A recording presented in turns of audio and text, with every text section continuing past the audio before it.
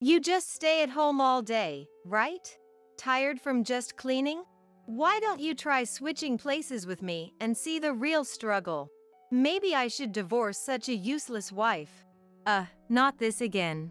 The way my husband treats me, a homemaker, is truly exhausting. My name is Jennifer. I'm a 34-year-old woman. I married David, my coworker, 2 years ago after a workplace romance. Back then, I planned to continue working after marriage. But David said, "I'll work hard outside. You take care of the home." That's my ideal. Men work outside, women protect the home.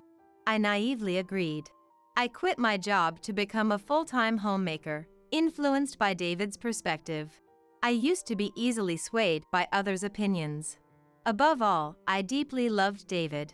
So, I followed whatever he said without questioning. I guess I was blinded by love. If only I had stood my ground and not quit my job. Maybe things wouldn't have turned out this way. That's what I still believe. People think homemakers just laze around at home all day. But in reality, it's not like that. Cleaning, laundry, neighborhood meetings, they all consume more time than one might think. Doing all these tasks daily, by myself, is honestly tough. Employees get weekends off, but homemakers don't. So, on Sundays, when David's home, I'd ask, "Hey, I'm a bit busy. Could you help clean the bathroom?"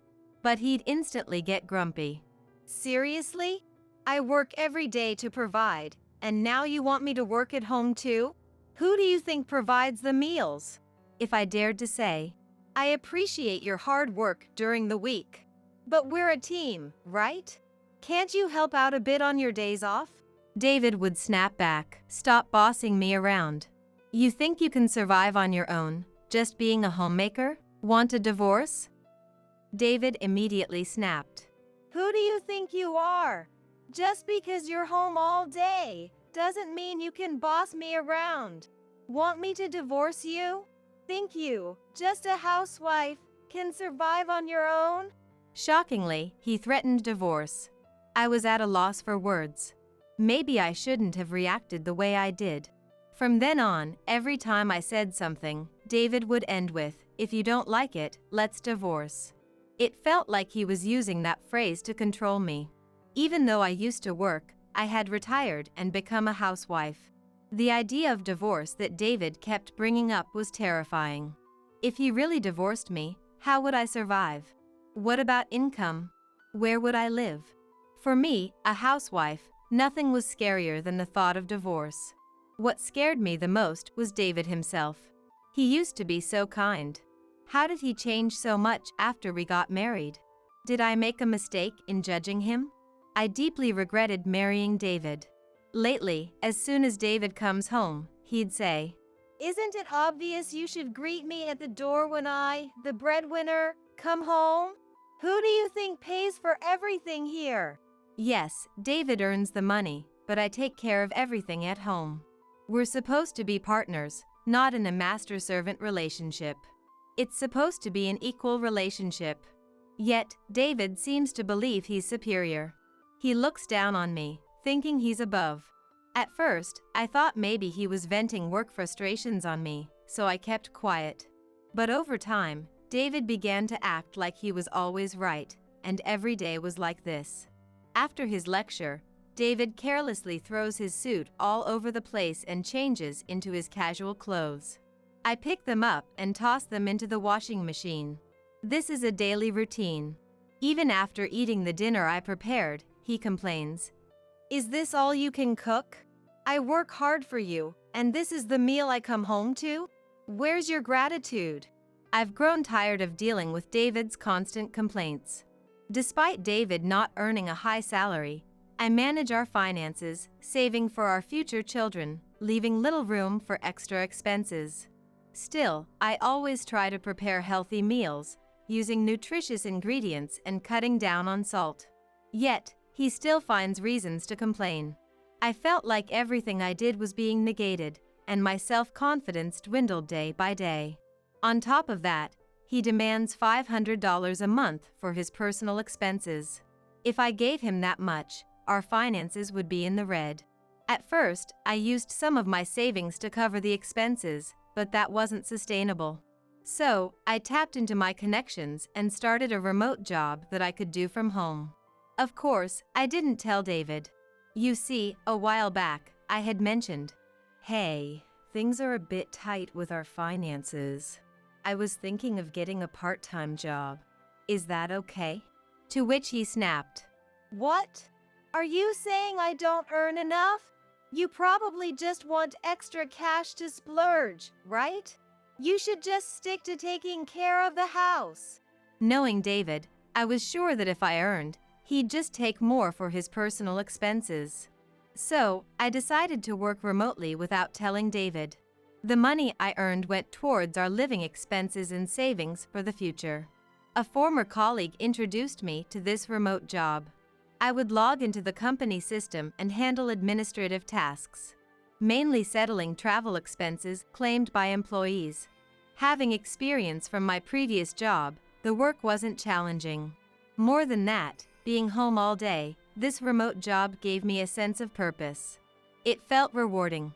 Then, one day, after juggling remote work and household chores, I was exhausted. I decided to take a short break and lay down on the sofa. That was a mistake. I unintentionally fell asleep and was awakened by David in the evening. It was already night. Of course, dinner wasn't ready, and neither was the bathroom. David, seeing this, sighed and said, "What were you doing all day? Lounging around, neglecting the house? I come home, and you're just napping on the sofa. Seriously, homemakers are just leeches." Usually, I wouldn't react to David's words, but that day, I was tired. So, I snapped back. "What's your problem? I just happened to fall asleep today. Stop making it sound like I do nothing all day." David, not expecting a retort, turned red with anger. "You're defying me? I'm the head of this household. How dare you speak to me in that tone? If you're going to be defiant, leave this house." "Well, maybe I will. I've been wanting to take some time for myself anyway." It was a classic case of tit for tat. I quickly packed some essentials and headed to a nearby hotel. The look of shock on David's face as I left was priceless. He probably never imagined I'd actually leave. In the past, I would have just been bewildered if David told me to leave. But now, things were different. After all, I had my remote job as a source of income. Being confined to the house and only doing household chores, this job became my only connection to the outside world. The feeling of being appreciated and thanked directly for my work. Seeing my efforts being rewarded with a paycheck. Having never received gratitude from David for all the housework, this job had become a significant part of my life. Thanks to my remote job, I gained confidence and strength. Maybe some time apart would be good for both of us. With that thought, I lived in the hotel for about a week. During that time, I continued my remote work from the hotel and even uncovered some fraudulent activities by an employee. Then, one day, my phone rang. It was David. I was thinking it might be time for me to return home, so I hoped this call would be the perfect opportunity. When I answered, David said, "Hey, isn't it about time you came back? You've had some time to reflect, right?" Who does he think needs to reflect here? Even as I was at a loss for words, David continued, "You must be missing me, right? Life must be tough without me. If you apologize, I'll let you come back home." Such arrogance from him. Who does he think he is? So, I decided to play it humble and said, "I'm really sorry. It was my fault. I miss you every day. Please, let me come back home." To my surprise, he responded with such relief. "I knew it. You can't handle life without me. Fine, come back home." He couldn't even see through my act. I was taken aback, but decided to return home with an innocent face. When I got back, the house was a complete mess. Clothes were scattered all over the floor, with no place to step. Trash overflowed from the bin, giving off a foul smell. Dirty dishes piled up in the sink. In just a week, he managed to turn the place upside down. I was almost impressed. I thought maybe he'd have cooled off in my absence. Maybe he'd have taken care of the house. All my maybes were shattered. He probably called me back because he couldn't handle the mess anymore. Not because he missed me or felt sorry. Realizing this, I was disappointed in David. I couldn't believe it had come to this. I was once again disappointed by David's carelessness. But in a way, I was grateful. Because it gave me the push I needed to do what I had planned for David without any hesitation. For about a month, I acted as if nothing was wrong at home. I cleaned up the mess David made and followed his every command, even when he complained. Then the day of reckoning came. I executed the plan I had prepared and waited for David to come home. I didn't prepare dinner or even the bathroom. When David came home, he was angry that I hadn't greeted him at the door or prepared dinner. I simply apologized. "I'm sorry, I was so busy today and couldn't get to it." Feeling empowered by my submissive attitude, David lashed out even more than usual. And then he said those words. "You're just a parasite, you know? You can't earn money and can't even manage the house properly. I wonder what would happen to a woman like you if we divorced. Maybe I should just file for divorce, huh?"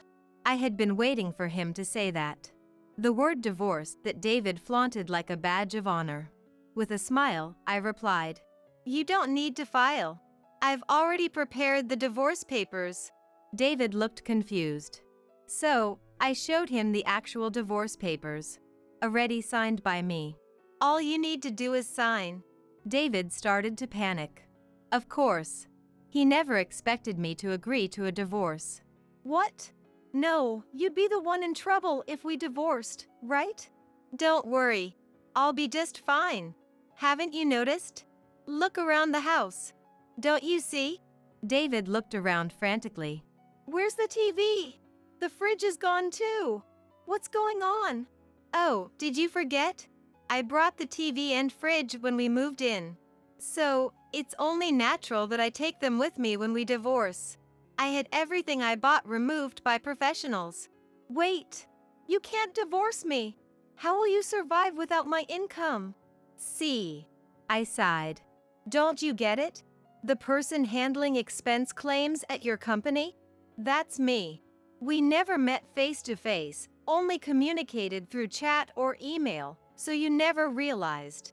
Yes, I was working remotely for my former workplace, which is David's company. The old acquaintance I mentioned was a colleague from that company. I had been hired part-time on the condition of remote work. I used my maiden name as my family name and kept my first name. At first, I thought David might find out, but that was needless worry. For me, David had long forgotten my maiden name. "I'll tell you one last thing. Your expense claims were clearly off compared to others. So, I looked into it. I've already reported the results to our boss." The employee misconduct I discovered while at the hotel was none other than David. While handling David's expense reports, I found several suspicious claims. Claims for travel expenses for supposed business trips and hotel stays. But as his wife, I knew David was home on those days. David was trying to embezzle money by claiming fake business trips. He probably thought he'd gotten away with it. But as his wife, it was clear to me he hadn't actually gone on those trips. So, I cross-referenced his past claims with his actions on those days and investigated all his fraudulent claims. At first, I wondered if I could somehow brush it under the rug. But after a week in the hotel and hearing David's words over the phone, and seeing the state of our home, I made up my mind. I'd be the one to end things with this man. I've already reported it to our boss, and I've asked for appropriate action to be taken. Tomorrow, when David goes to work, he'll be called into the boss's office and questioned severely. He was misusing company money, after all. It's only right. Thank you for everything. I'll be happy on my own. Goodbye. My belongings have already been shipped to my new place. All that's left is for me to leave this house. Leaving a stunned David behind, I walked out of the house with a spring in my step. Later on, David was dismissed from the company. Being dismissed makes it hard to find another job, and it seems David is still unemployed and attending a job support center. Of course, the house is reportedly a mess. David was reluctant to sign the divorce papers and kept asking me to come back, but I had no intention of doing so. I left all the procedures to my lawyer and finalized the divorce. As for me, I switched from remote work to full-time and fully returned to work. I'll be single for a while, but I plan to look for a new relationship soon. Of course, my criteria for a partner is someone who's willing to share both household chores and child-rearing.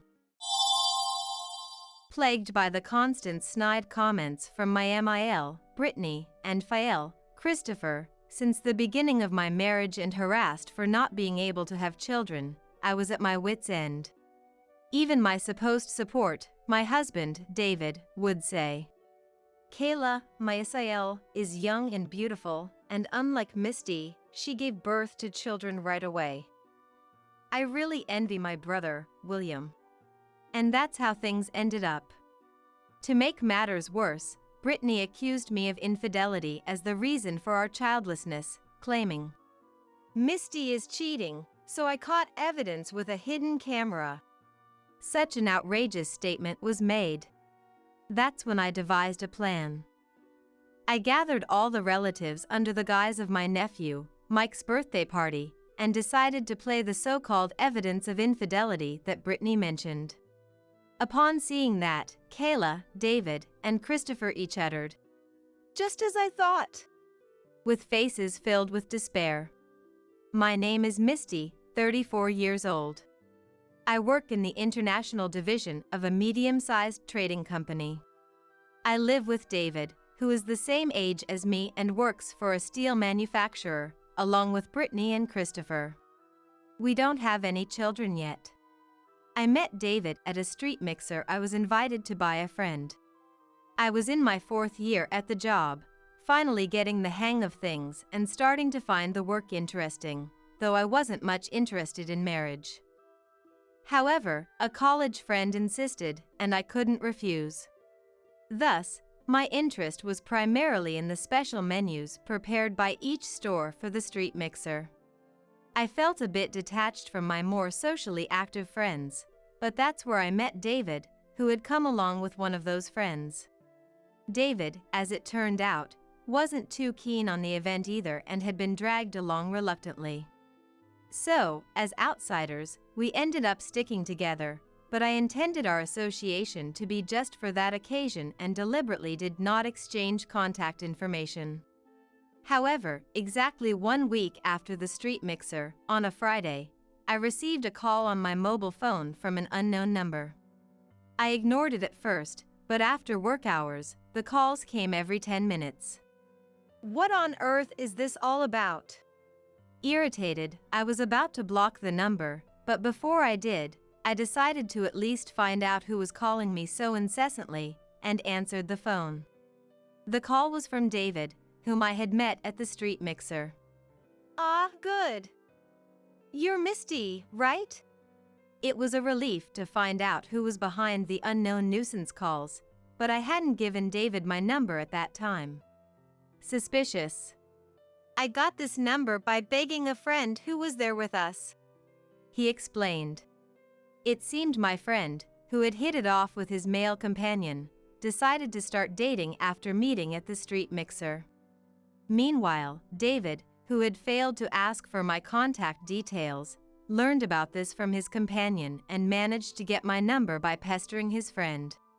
Despite being dismayed by my friend who casually shared my number and David for taking advantage of that, I somehow started dating David, and a year later, he proposed, and we decided to get married. It wasn't a passionate love affair, but I thought I could live peacefully with him, who had a somehow gentle and endearing personality. There were no issues on my end regarding the marriage. My parents had been living separately since I entered university. They never divorced, apparently because there was no particular benefit to doing so at this point. Friends and acquaintances would ask if I wasn't lonely, but considering my parents were essentially living separately under the same roof, I saw their situation as an inevitable outcome. Still, they paid for my university tuition, so during long breaks, I would visit both my father's and mother's homes. But after starting my job, I mostly just reported my well-being through social media, using work as an excuse. When I told my parents I was getting married, they said they would attend the wedding if we had one, but when I told them, "We're just going to register the marriage and not do anything special," they later sent me a generous gift of money, which was more than enough for me. However, Brittany and Christopher seemed dissatisfied with my parents. Settling their only daughter's marriage with money seems quite unreasonable. Indeed. It's worrisome to think about the future. That's what they painfully said to me. But David defended me, saying, "Money is a perfectly valid expression of love. It's strange for Mom, who has never worked, to say that. If Dad knows how hard it is to earn money, he shouldn't say things like that either." That made me truly glad I had chosen him. However, about 4 years into our marriage, things began to take a turn for the worse. The initial cause was my promotion. I had been working hard in my assigned department since joining the company, and when I took the promotion exam that year, "Misty, you said during your job interview that you wanted to work globally in the future, right? How about gaining some experience in the international division first?" That's what I was told. I was thrilled that my hard work was recognized and assumed that I could share this joy with David. However, upon hearing my news, David visibly soured. I see. And what do you want to say with that? I got promoted. I'm so great. And he barked. Shocked by his unexpected reaction, I wondered if I had said something to upset him and apologized. "Sorry, that wasn't my intention." But David retorted, "Acting all meek like that is proof you're mocking me, isn't it?" He roughly threw his half-finished can of beer into the trash and stormed out of the condo, slamming the door behind him. He didn't return for a week. He wouldn't read messages on his mobile phone, nor would he answer calls. I even tried calling his office, but he was out, and all I could learn was that he was at least safe. I thought about waiting for him outside his office, but that would have been too embarrassing for him. So, I went to my in-laws, Brittany and Christopher, to seek advice. I expected to be scolded, but it was my only option. Despite the sudden visit, I was surprised at how smoothly I was received, but as soon as I stepped into the living room, David, who had been waiting, lashed out. "What do you want now? Came to mock me some more?" I froze, bombarded by his harsh words. Of course, I immediately said that wasn't my intention and apologized for any misunderstanding, but he wouldn't listen. To make matters worse, Brittany and Christopher joined in, berating me. "Thinking you can act all high and mighty just because you work too? Don't you know that's not how a wife should behave? This is why we were against marrying someone from an uncultured family." They shouted just as loudly as David. From there, it was a never-ending lecture on how I was at fault for hurting David's pride. Eventually, "David has no intention of returning to the condo you two lived in. If you don't want a divorce, leave that condo and come live here with us. We'll retrain you in how to be a proper wife to our son," was their demand. In hindsight, I wonder why I didn't just say, "Then divorce is fine," at that moment. But at that time, I still had feelings for David, and having grown up watching my parents live as a married couple in name only, I probably didn't understand what a marriage was supposed to be, reflecting misguidedly. Soon after, I did as Brittany suggested and left the condo to live with my in-laws. They were very pleased, but the reason soon became clear. William, David's brother who is 3 years younger than him, had been living with the in-laws, but about 3 months before my promotion, he had said, "I've found a girlfriend and will be moving out to live on my own," and left the family home. Until then, Brittany, who had adored William for graduating from a university ranked higher than David's, was shocked by the unforeseen event of William moving out. But the problem wasn't just the shock. The financial contributions William had been making to the household were a significant issue. They were prideful and loved to show off, often gathering relatives to flaunt expensive wines and meals. Obviously, Christopher's earnings from re-employment after retirement couldn't cover everything, and the money William contributed was their last hope. That's the real reason they convinced David, who came home complaining about me, to move in together. David, feeling inferior to his more successful brother, suddenly enjoyed being fussed over. When I realized this, it made sense, but bad things kept happening. Soon after, William married his girlfriend, but my new sale, Kayla, turned out to be the worst. Kayla was 6 years younger than William and 2 years younger than David and me. She appeared fragile and delicate, exactly the type that triggers men's instinct to protect. That was true for Christopher and David too. They became noticeably unsettled every time Kayla visited, acting like her entourage. Naturally, Brittany wasn't pleased and took it out on me. The reason David is smitten with Kayla is because you lack appeal. If you just showed us a grandchild, even Christopher would regain his composure as a grandfather, she said.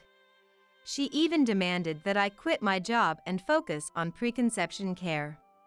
However, due to Brittany and Christopher's wasteful spending, the household expenses only increased, and David's salary couldn't cover everything. Even when I showed them the household budget and explained this. It's all because you're bad at managing money. Always making excuses. They wouldn't listen, just repeating their criticisms of me. Around that time, Kayla got pregnant. Even Brittany, who had disliked Kayla, caught grandchild fever once she learned the child would be William's. She doted on the newborn grandson, Mike, immensely.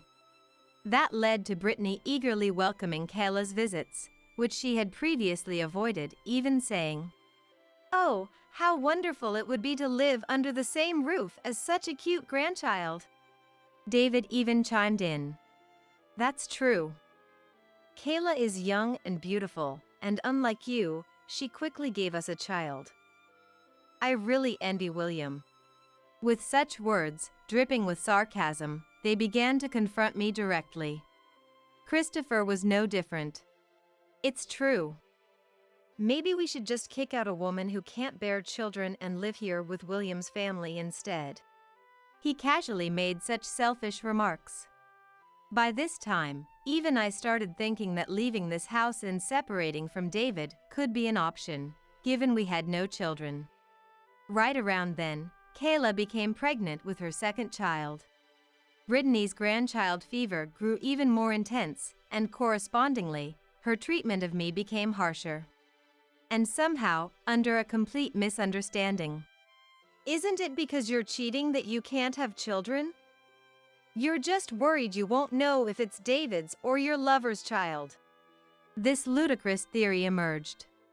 I was so dumbfounded I didn't even respond, but one evening at dinner, I noticed Brittany looking at me with a particularly snide expression. Confused, I asked her what was wrong, and she said, "You really were cheating, weren't you?" "Just as I suspected." When Christopher and David asked what she meant, she proudly declared, "I've caught Misty cheating on camera. I hired a professional, so it's undeniable." She then burst into laughter, seemingly pleased with herself. Hearing this, Christopher and David looked shocked at first, but, influenced by Brittany's confidence, said, "If that's true, then it's divorce." "Of course. And she'll have to pay a hefty compensation." Matching Brittany's malicious grin. "Therefore." "I understand." "Then, at Mike's birthday party next week, which we have planned, I will explain the situation to all the relatives myself." That's what I announced. The birthday party Brittany arranged for Mike was extravagant, as expected, renting out an entire restaurant. The invited relatives seemed somewhat weary of Brittany's boasting but appeared to enjoy the food and drinks. As the party drew to a close, I took the microphone and stepped forward, drawing everyone's attention. I have a brief report to make to everyone who has gathered here today. I began. Beside the slightly murmuring crowd, Christopher, Brittany, and David, thinking I was about to admit my faults and discuss divorce, smirked maliciously, just like before. William's family did the same. I signaled to the staff, and a screen was lowered behind me. As a projector was brought in and the lights dimmed, a video began to play to the focused attention of everyone. The video started with scenes of what seemed to be a dodgy hotel district, and as it zoomed in on the entrance of one hotel, the complexions of David, Christopher, and Kayla, as expected, began to sour. Unaware of what was happening, Brittany looked on curiously, not noticing the troubled expressions of the three. The next moment, a gasp of surprise erupted from the relatives as the camera clearly captured a scene. And for good reason. The screen showed Kayla and Christopher emerging from a hotel, locked in an embrace. The room fell silent as the two of them shared a lingering, passionate hug, replayed in close-up. When they got into a taxi, the screen switched back to the same hotel entrance. This time, however, it was David, not Christopher, who appeared hand in hand with Kayla. David, Christopher, and Kayla were frozen, muttering, What the? The room erupted into murmurs again. I paused the playback, turned the lights back on, and began speaking into the microphone. The report I have for everyone is straightforward. As you've just seen, David and Christopher have been cheating with Kayla. This evidence was thoroughly documented by the investigation firm Brittany hired. I said, raising a thick file of documents for all to see, prompting another wave of murmurs.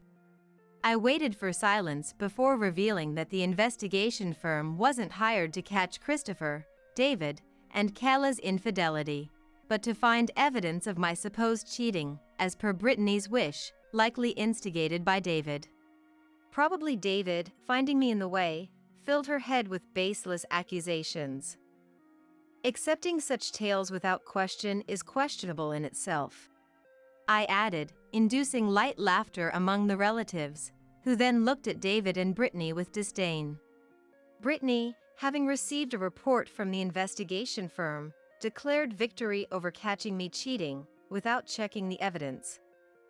Unfortunately for her, I had no such skeletons in my closet. I continued, projecting a photo onto the screen.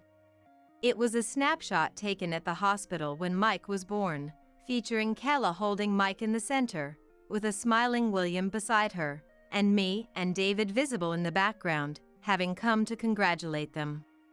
I've always been disliked by Brittany, so she probably didn't have a single photo where I was clearly visible. She sent this snapshot to the investigators with a note, "Catch my son's wife cheating," thinking it would serve as evidence. As I glanced sideways at Brittany, her shocked expression seemed to confirm the story. However, the investigation firm mistook Kayla, the woman holding the child, to be the wife of Brittany's son they were supposed to investigate. Upon starting their investigation, they unexpectedly caught Christopher and David repeatedly visiting hotels with Kayla. Thus, the investigation firm, thinking William was the husband in question, informed Brittany that they had captured the evidence on camera. Brittany naturally assumed it was evidence of my infidelity. However, when suddenly confronted with claims of having proof of my affair, I was initially shocked, but then remembered something specific. The name of the investigation firm on the family credit card statement used by Brittany. In fact, Brittany, a spendthrift, had made a family card under my name for her use, supposedly for when her own credit limit was insufficient. As she made large purchases without consulting me, I had set up the card statements to be viewable on the app to check the monthly charges. So, the next day, I took a half-day off to visit the investigation firm I found online to explain the situation. I then requested an investigation from them. They readily agreed to take on the investigation to make up for their mistake, and quickly provided the results.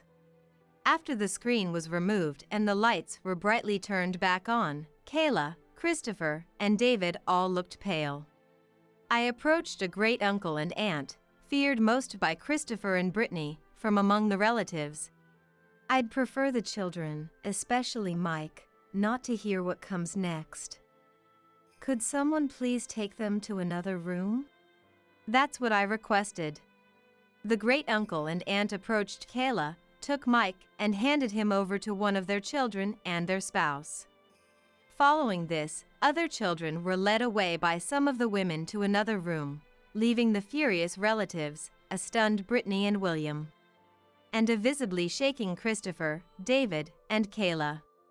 Then, Brittany, who had been shaking with anger, stormed up to Kayla and yelled, "What have you done? Betraying me and William, with Christopher and David." She attempted to grab Kayla, causing several relatives to hastily intervene, but Kayla was visibly terrified by her expression. Christopher and David looked just as scared. However, I decided to launch the final fireworks against them.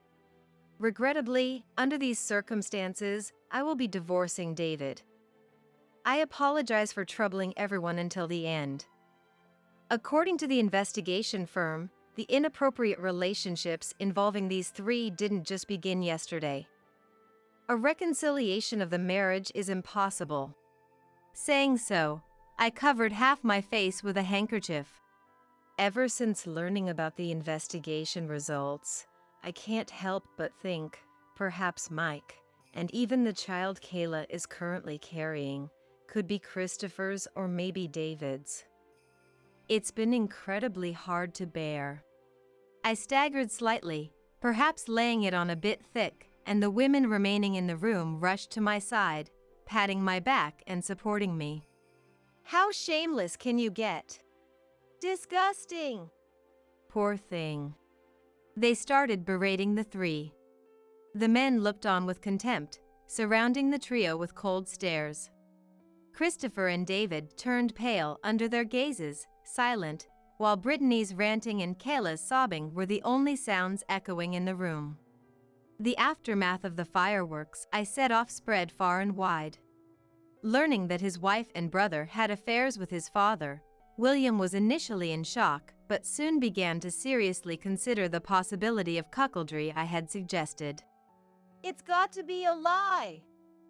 Mike and the baby in my womb are unquestionably your children.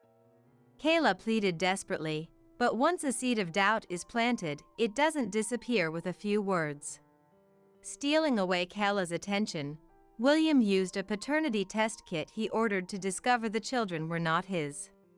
Even when confronted with the results, Kayla staunchly refused to admit to cuckoldry, driving William to contact Kayla's parents. Unexpectedly, her parents, unsatisfied with just William's story, came to my workplace seeking an explanation for the entire affair.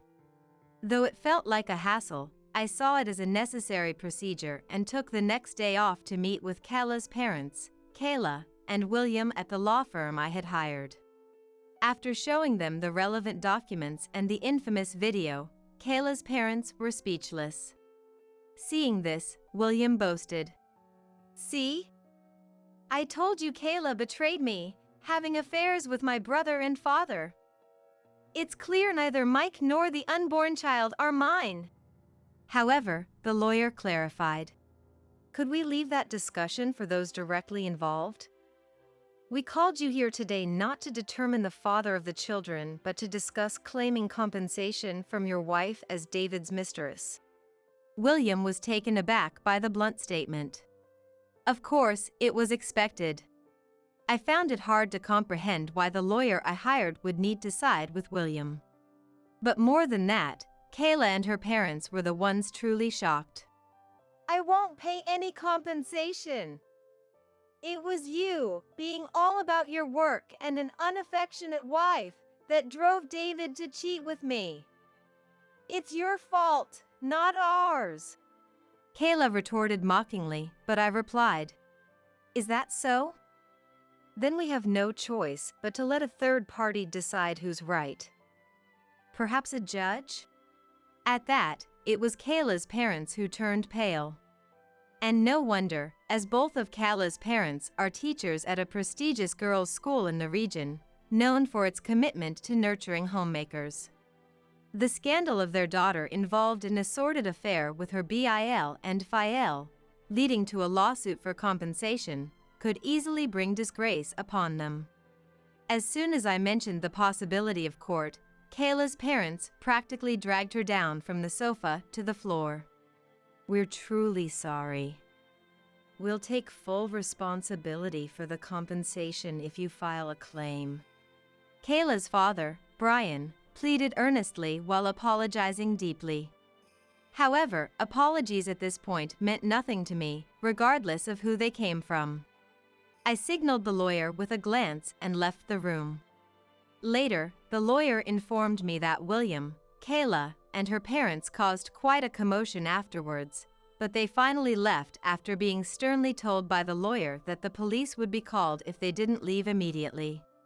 Subsequently, perhaps as a gesture to ensure silence, Kayla's parents transferred nearly twice the amount of the demanded compensation through the lawyer. After that, what became of William and Kayla was of no concern to me, but I learned about the fate of the entire in-law family through David, who also demanded compensation and property distribution from me. According to David, William filed for divorce and demanded compensation from Kayla. Furthermore, he refused to pay child support for Mike and the unborn child unless DNA testing proved they were his. He even declared he would contest paternity immediately after the birth. Kayla's parents, anxious despite my situation being resolved smoothly, forced a reluctant Kayla to undergo prenatal testing. The fetus turned out to be David's child, not William's. And shockingly, Christopher was Mike's father. Brittany, devastated to learn her beloved grandson Mike was actually her husband's son, suffered a mental breakdown. And has since aged rapidly, becoming almost bedridden, with Christopher providing constant care. William, however, has demanded compensation from Christopher and David for causing the breakdown of his marriage. Furthermore, to Christopher, he said, "If you cannot pay the compensation, then we can offset it against your inheritance. But in that case, I will not take care of any of you in your old age. Let David handle everything." That's what he apparently declared. However, William made it clear he would not care for them in their old age, leaving all responsibilities to David. Thus, faced with the prospect of losing his inheritance, Christopher and Brittany, abandoned by William, seemed desperate not to let David slip away. However, David himself was being pressured by Kayla, who had been divorced by William. "Now that it's come to this, you'll have to take responsibility for me and the baby in my belly." She demanded remarriage from him. "I'm sorry for everything up till now. I apologize, so please, let's start over. I love you, Misty." He begged, but it was clear he was not seeking my love but a return to financial stability and a wife who would dutifully serve his family for free. Having no lingering feelings for David, I instructed him through the lawyer again and blocked all contact, save for one social media account. The divorce was finalized after some contention. But the compensation and property distribution were paid in full in 2 installments. According to the lawyer, Kayla continued to live in the in-laws' house, acting as if she were David's wife. But they became known as the shameless family among the neighbors, leading to their seclusion. With Kayla neither helping with Brittany's care nor looking after Mike and the newborn, the kindergarten, concerned about Mike's unkempt appearance, reported them to Child Protective Services. In the end, Kayla's parents, who rushed over, took the 2 children, but to Kayla, "You are no longer our daughter, nor are we your parents." Never show your face to us again, they said. With nowhere left to turn, Kayla, like Christopher and Brittany, became wholly dependent on David. It seems he's struggling to support 4 adults, including his mother in need of care, on his single income. That's what it was. Moreover, a colleague from the same company as David mentioned. The story, even with embellishments, has spread, making him the worst man worthy of a compilation video site, a subject of rumors. But he continues to work there, unable to quit due to financial reasons, and feeling out of place. As for William, he seemed to regard me as a fellow victim. Though he had previously demeaned me along with Kayla, Christopher, and Brittany as a woman who wouldn't even bury her children. Naturally, I ignored him at work, but when the rumors somehow reached our company, unable to bear the gossip, William voluntarily transferred to a subsidiary in the countryside. After everything was settled, I was approached about a transfer to an overseas branch. Although I had always hoped to work abroad since my interview, the offer came as a surprise. However, encouraged by my supervisors for the career I had built and my language skills learned in my spare time, and tired of being the subject of sympathy and rumors, I decided to accept the offer. Hearing this, David, from whom I hadn't blocked the only remaining social media, sent a barrage of cliched messages begging for reconciliation, but planning to cancel my mobile phone upon leaving here, I ignored them. Despite everything, cutting ties with that in-law family felt like a stroke of luck. Thinking about it, I felt ready to face any challenges that might come. Surprising myself with my own resilience. Realizing I had been too self-deprecating before, I resolved to approach the future with optimism and determination.